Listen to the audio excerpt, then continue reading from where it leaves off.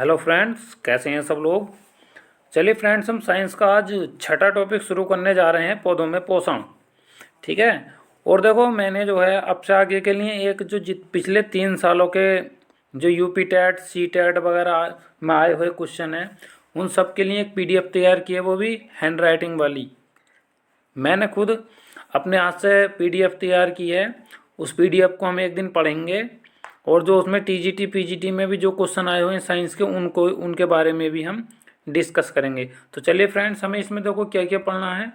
इसमें हमें पढ़ना है, देखो, हरे पौधे अपना भोजन स्वयं तैयार करना, यानी प्रकाश संश्लेषण की क्रिया है, स्वयंपोषी पौधे, फिर परजीवी पौधे, और उसके बाद कीटभक्षी पौधे, इनके बारे में हम पढ़ेंगे। तो चलिए शुरू करते हैं। आप पढ़ चुके हैं कि सभी जीवों के लिए भोजन अति आवश्यक है। भोजन से शरीर को कार्य करने की ऊर्जा मिलती है। भोजन के घटक कार्बोहाइड्रेट, प्रोटीन, वसा, विटामिन तथा खनिज लवण हमारे शरीर के लिए आवश्यक हैं। मानव सहित कोई भी प्राणी अपना भोजन स्वयं नहीं बनाते हैं। वे पादपों अथवा पादपों का आहार ग्रहण करने वाले जंतुओं से अपना भोजन प्राप्त करते हैं।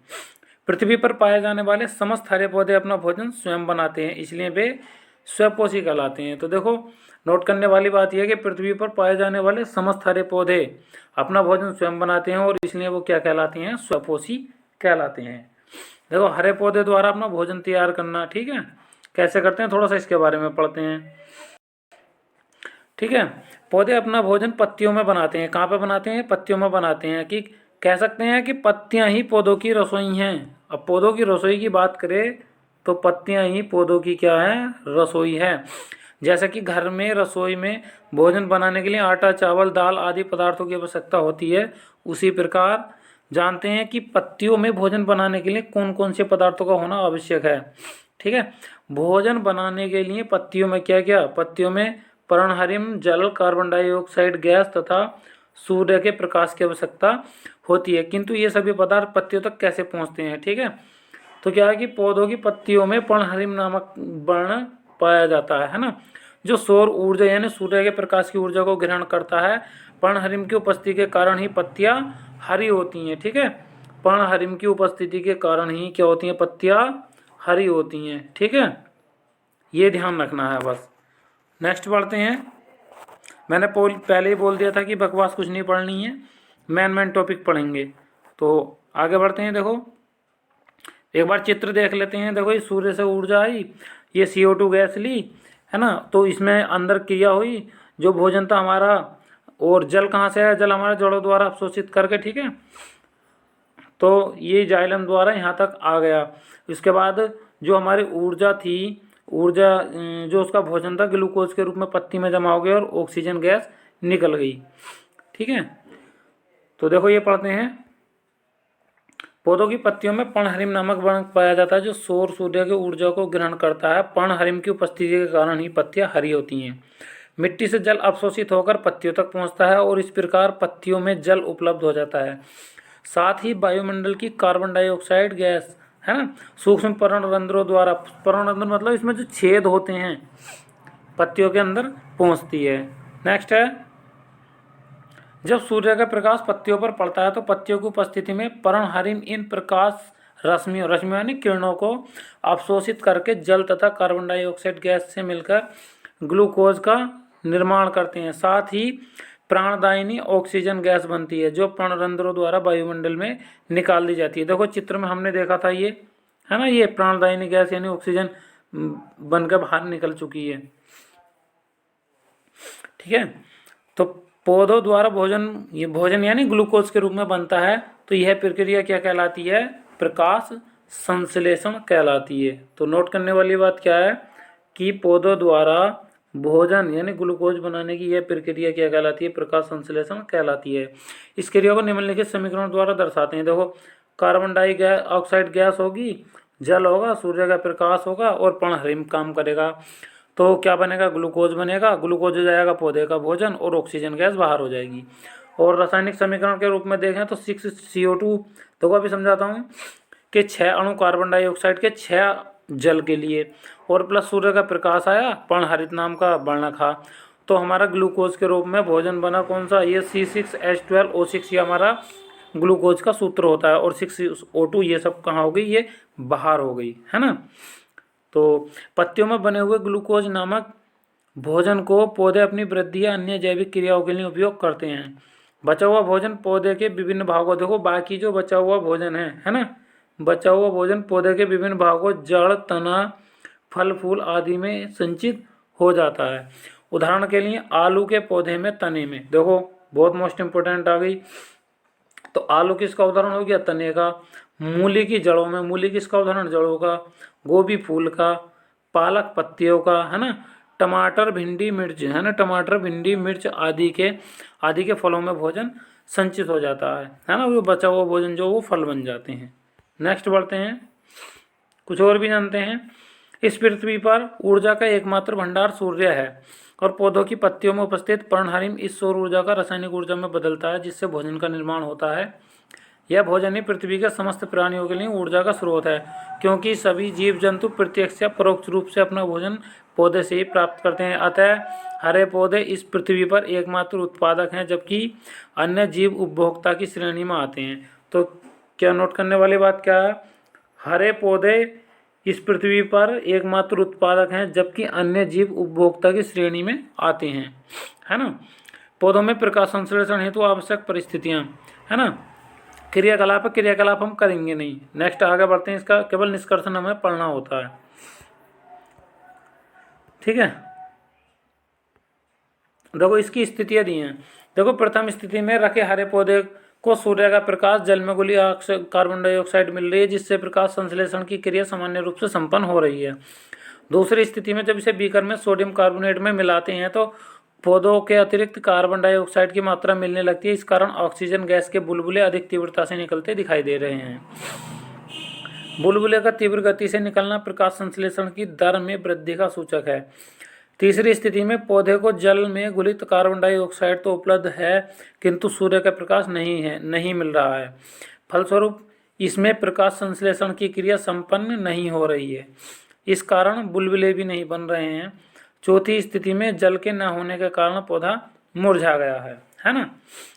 तो निष्कर्ष यह निकलता है, देखो अब निष्कर्ष की बात करते हैं। क्या निष्कर्ष निकलता है कि हरी पत्तियों में, ठीक है, किसमें, हरी पत्तियों में प्रकाश संश्लेषण की क्रिया के लिए कार्बन डाइऑक्साइड गैस, सूर्य का प्रकाश और जल सभी आवश्यक हैं। इनमें से एक की भी अनुपस्थिति में प्रकाश संश्लेषण बाधित कर देती है। तो हमने जाना कि पौधे, है ना, पौधे प्रकाश संश्लेषण की क्रिया करते हैं, जो भोजन अपना स्वयं बनाते हैं। ऐसे पौधों को स्वपोषी पौधे कहते हैं, है ना। वे पौधे जो प्रकाश संश्लेषण की क्रिया करते हैं और अपना भोजन स्वयं बनाते हैं, वो क्या कहलाते हैं, स्वपोषी पौधे कहलाते हैं। बढ़ते हैं नेक्स्ट, परपोषी पौधों के बारे में बात करते हैं।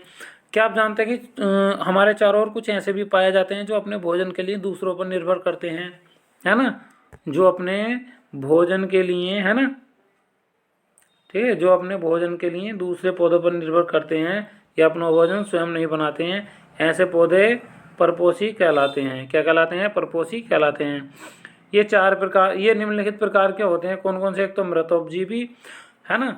तो क्या आपने बरसात के दिनों में सड़े गले पदार्थों पर अथवा पुरानी लकड़ी के ऊपर छतरी नुमा आकृति को उगे हुए देखा है? तो ये किस रंग के होते हैं, ये सफ़ेद या हल्के भूरे रंग के कवक होते हैं। कैसे होते हैं ये हल्के सफ़ेद या हल्के भूरे रंग के कवक होते हैं। दरअसल इन पौधों में पर्णहरिम नहीं पाया जाता। क्या नहीं पाया जाता, इनमें पर्णहरिम नहीं पाया जाता है। इस कारण इनमें क्या नहीं होता, प्रकाश संश्लेषण नहीं हो पाता है, ठीक है। तो ये अपना जो है अपना भोजन मृत कार्बनिक पदार्थों से प्राप्त करते हैं, अतः इन पौधों को मृतोपजीवी कहते हैं। उदाहरण के लिए देखो कौन कौन से, हमारा कुकरमुत्ता आ जाता है ना, जो छतरी के रूप में खड़ा मिलता है गली सड़ी जड़ के ऊपर। ब्रेड मोल्ड, बरसात के दिनों में नमी की अधिकता के कारण, देखो ये कारण आ गया, तो बरसात के दिनों में नमी की अधिकता के कारण ब्रेड पर फफूंद लग जाती है। यह ब्रेड मोल्ड या राइजोपस है ना। यह मृतोपजीवी पौधा है तथा नम ब्रेड से अपना भोजन प्राप्त करता है। तो कुकुरमुत्ता या मशरूम, है ना, देखो एक बहुत मोस्ट इम्पोर्टेंट बात है। यानी कुकुरमुत्ता या मशरूम में प्रचुर मात्रा में, यानी प्रोटीन प्रचुर मात्रा में पाई जाती है। इस कारण कृत्रिम रूप से इन्हें उगाया जाता है। बाजार में ये आसानी से उपलब्ध है और लोग बड़े चाव से इन्हें सब्जी के रूप में खाते हैं। बात करते हैं परजीवी की, है ना, मृतोपजीवी हो गए। अब बात करते हैं परजीवी की। परजीवी क्या होते हैं? अक्सर आपने सड़क के किनारे लगे हुए वृक्षों के तनों एवं शाखाओं में लिपटी पीले रंग की संरचना देखी होगी। कई बार तो यह पूरे वृक्ष पर ही छा जाती है। यह अमर बेल है। क्या है यह? अमर बेल है ना, पीले रंग की, जिसको आगास बेल बोलते हैं। तो अमर बेल में जड़ें नहीं पाई जाती हैं। ये अपने भोजन के लिए पूरी तरीके से पोषी, यानी जिस पर उगते हैं उस पर आश्रित होते हैं। इनमें चूसक अंग पाए जाते हैं। क्या पाए जाते हैं इनमें? चूसकांग, है ना, चूसने वाले अंग, चूसकांग को बोलते हैं, चूसने वाले अंग पाए जाते हैं। इनकी सहायता से पोषी से ही भोजन तथा जल प्राप्त करते हैं। तो ऐसे पौधे पूर्ण परजीवी कहलाते हैं। कुछ ऐसे भी परजीवी जो पर्णहरिम की उपस्थिति के कारण भोजन का निर्माण तो करते हैं, लेकिन जल तथा खनिज लवण के लिए पोषी पर निर्भर रहते हैं। क्योंकि ये पौधे हरे होने के कारण अपना भोजन स्वयं बनाते हैं। इन्हें क्या कहते हैं? आंशिक परजीवी कहते हैं। क्या कहते हैं इन्हें? आंशिक परजीवी, है ना। जैसे चंदन यह पोषक पौधों की जड़ों पर उगने वाला आंशिक परजीवी है ना, चंदन। तो अब देखो कुछ ऐसे पौधों की चर्चा करते हैं तो जो साथ साथ रहते हैं, जैसे दोनों को लाभ पहुंचता है ना। तो थोड़ा सा आगे बढ़ते हैं। ये हमारा पौधों का एक दूसरे के साथ संबंध है ना, पौधों का एक दूसरे के साथ संबंध सहजीवन कहलाता है। और ऐसे पौधे सहजीवी कहलाते हैं, जैसे लाइकेन, है ना। क्या आपने दलहनी, चना, मटर आदि की जड़ों को देखता है? यदि ध्यान से देखें तो इन पौधों की जड़ों में गांठें पाई जाती हैं। इन गांठों में राइबोजियम, है ना, गांठों में क्या रहते हैं? राइबोजियम नामक जीवाणु रहते हैं, है ना। इन गांठों में राइबोजियम नामक जीवाणु रहते हैं। ये जीवाणु वायुमंडल की नाइट्रोजन की घुलनशीलता को नाइट्रेट्स में बदलते हैं। तो देखो ये भी मोस्ट इम्पोर्टेंट। तो वायुमंडल की जो नाइट्रोजन है ना, उसको घुलनशील नाइट्रेट्स में बदल लेते हैं, जो जड़ों के माध्यम से अवशोषित होकर पौधे के अंदर जाती है। नाइट्रोजन पौधों के लिए अत्यंत आवश्यक है। वायुमंडल में प्रचुर मात्रा में होने के बावजूद पौधे इसे सीधे प्राप्त नहीं कर पाते हैं। इस प्रकार इन पौधों की जड़ों में मौजूद जीवाणु नाइट्रोजन प्रदान करते हैं, जबकि बदले में उन्हें जड़ों में रहने का स्थान मिल जाता है।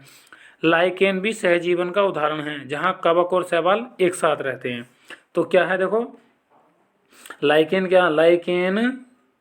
भी सहजीवन का उदाहरण है, जहाँ कवक और कौन कौन रहते हैं? शैवाल, है ना, कवक और शैवाल रहते हैं एक साथ, है ना। नेक्स्ट बढ़ते हैं। क्या आपने ऐसे पौधों को देखा अथवा सुना है जो कीटों को खाते हैं? यदि हाँ, तो हमारी प्रकृति में कुछ ऐसे भी पौधे पाए जाते हैं जो कीटों को पचा जाते हैं। क्या ये आश्चर्यजनक नहीं है? अब ये पौधे ऐसा क्यों करते हैं? क्या इनमें पर्णहरिम पाया जाता है? इनमें पर्णहरिम होता है, जिस कारण ये अपना भोजन स्वयं बनाते हैं। क्या बोलते हैं उनको? कीटभक्षी पौधे, है ना। इस प्रकार पौधे उन स्थानों पर पाए जाते हैं जहाँ भूमि में नाइट्रोजन की कमी होती है ना। तो नाइट्रोजन की कमी को पूरा करने के लिए, है ना, नाइट्रोजन की कमी को पूरा करने के लिए, है ना, ये पौधे कीटों का भक्षण करते हैं। इन्हें कीटभक्षी पौधे कहा जाता है। क्या कहा जाता है? इन्हें कीटभक्षी पौधे कहा जाता है। ये पौधे कीटों को कैसे पकड़ते हैं? इनमें क्या कार्य करने की कोई विशेष संरचना पाई जाती है? अब देखो चित्र में घटपर्णी पौधा है ये, है ना, घड़े के आकार का। जिसमें पौधे की पत्तियां घड़े के आकार में बदली हुई दिखाई पड़ रही हैं। पत्ती का शीर्ष भाग एक ढक्कन बनाता है। देखो कौन सा? ये शीर्ष भाग, देखो ये ढक्कन दिखाई दे रहे हैं, ये छोटे छोटे ढक्कन, ये, और ये आएगा देखो ढक्कन, है ना। ये खाली जगह होती है, तो इसी में जैसे कीट इसमें घुसता है तो ढक्कन क्या हो जाता है? ये बंद हो जाता है ना। तो घड़ी ढक्कन बनाता है। घड़े के अंदर रोम सदृश संरचनाएं हैं। जब कोई कीट उड़ते हुए घट यानी घड़े में चला जाता है तो उसमें उपस्थित रोमों में, यानी इसके अंदर रोएं होती हैं ना, इस तरीके से हल्के हल्के रोएं, इस तरीके से रोएं होते हैं ना अंदर, तो उनमें फंस जाता है। घट के ऊपर यह स्थित पत्तीनुमा ढक्कन बंद हो जाता है और पौधे के अंदर पाए जाने वाले पाचक रसों द्वारा कीट पचा लिया जाता है ना। तो और पढ़ते हैं। ये हमारा भारत में, है ना, क्या है? भारत में गारो और खासी पहाड़ियों पर यह पौधा पाया जाता है। इसके अलावा है ना ड्रोसेरा वीनस फ्लाई ट्रैप, कौन कौन से, ड्रोसेरा है ना, ड्रोसेरा वीनस फ्लाई ट्रैप आदि भी कीटभक्षी पौधे हैं, ध्यान रखना है इनका। देखो क्या सीखा, थोड़ा सा इसके बारे में पढ़ लेते हैं, है ना। तो शुरुआत करते हैं। देखो पृथ्वी पर पाए जाने वाले समस्त हरे पौधे स्वपोषी होते हैं, बिल्कुल सही बात है। जीव जंतु प्रत्यक्ष या परोक्ष रूप से अपने भोजन के लिए पौधों पर आश्रित हैं। हरे पौधे द्वारा भोजन बनाने की प्रक्रिया प्रकाश संश्लेषण कहलाती है। प्रकाश संश्लेषण की क्रिया के लिए पर्णहरिम, सूर्य का प्रकाश, कार्बन डाइऑक्साइड गैस और जल आवश्यक है। मतलब ये 3 चीज़ें जरूर चाहिएंगी, 4 चीज़ें, है ना। प्रकाश संश्लेषण का अंतिम उत्पाद क्या होता है, ग्लूकोज। देखो प्रकाश संश्लेषण का अंतिम उत्पाद की बात करें, ग्लूकोज नामक शर्करा और ऑक्सीजन गैस ही अंतिम उत्पाद होते हैं। पत्तियों में बना भोजन पौधे के विभिन्न भागों में मंड के रूप में संचित हो जाता है ना। ऐसे पौधे जो अपना भोजन स्वयं नहीं बनाते हैं, ऐसे पौधे जो अपना भोजन स्वयं नहीं बनाते हैं या अन्य पौधों पर आश्रित परपोषी कहते हैं, है ना। ये 4 प्रकार के होते हैं, मृतोपजीवी, परजीवी, सहजीवी और कीटभक्षी, है ना। मृतोपजीवी यानी मृतोपजीवी जो सड़े गले पदार्थों पर उगते हैं, जैसे कवक वगैरह। परजीवी, परजीवी पौधे अमरबेल आ गई, सहजीवी लाइकेन कवक आ गए, कीटभक्षी क्या हो गया, घटपर्णी पौधा हो गया, है ना। तो इस तरीके से 4 प्रकार के पाए जाते हैं। अब देखो कुछ ऑप्शन वगैरह उनके लिए देखते हैं क्या है। देखो पता करना है कि इसमें परपोषी पौधा है, परपोषी पौधा कौन है, यहीं से क्वेश्चन बनते हैं हमारे टेट के लिए, और कहीं से नहीं आते हैं, यहीं से बनते हैं। तो परपोषी पौधा कौन है हमारा, अमरबेल जो है परपोषी है। कीटभक्षी पौधे उन स्थानों पर मिलते हैं जहाँ भूमि में कमी किसकी होती है, जहाँ पर भूमि में कमी होती है नाइट्रोजन की, किसकी कमी होती है, नाइट्रोजन की कमी, है ना। तो वहाँ पर हमारे कीटभक्षी पौधे मिल जाते हैं। नेक्स्ट है, देखो 2 ही ऑप्शन थे। देखो अपना हरे पौधे अपना भोजन स्वयं बनाने के कारण स्वपोषी कहलाते हैं। सूर्य पृथ्वी पर ऊर्जा का एकमात्र स्रोत है। हरे पौधे द्वारा भोजन बनाने की प्रक्रिया प्रकाश संश्लेषण कहलाती है, यानी फोटोसिंथेसिस, है ना, प्रोसेस। ऐसे पौधे जो सड़े गले पदार्थों से भोजन प्राप्त करते हैं क्या कहलाते हैं, मृतोपजीवी। ड्रोसेरा क्या है, एक हमारा कीटभक्षी पौधा है। देखो अभी इनको मिलाते हैं, है ना, ये इनको कैसे मिलाएंगे, देखो अभी मिलाना बताते हैं, है ना। लाइकेन क्या होगा, लाइकेन होगा हमारा सहजीवी, है ना। ड्रोसेरा ये कीटभक्षी, है ना। और क्या होगा हमारा, पत्तियों में क्या होता है, पत्तियों में होता है हमारा प्रकाश संश्लेषण, क्या होता है, प्रकाश संश्लेषण। और जंतु क्या होते हैं, जंतु विषमपोषी होते हैं, है ना। और क्या है हमारा कुकुरमुत्ता, ये मृतजीवी होता है। मिल गए आसानी से, देखो कितने अच्छे ऑप्शन मिलाए हैं। तो फ्रेंड्स देखो ये मिल चुके हैं, अब थोड़े से सही गलत देख लेते हैं अगर हुए तो, वरना कोई बात ही नहीं है। तो फ्रेंड्स ये था हमारा आज की क्लास थी। तो फ्रेंड्स आई होप आपको वीडियो पसंद आएगी। सो फ्रेंड्स हमारे चैनल को सब्सक्राइब कीजिए और वीडियो को लाइक कीजिए, इसी तरह यूपी टेट का सिलेबस पूरा कंप्लीट हो जाएगा। सो फ्रेंड्स थैंक यू, जय हिंद।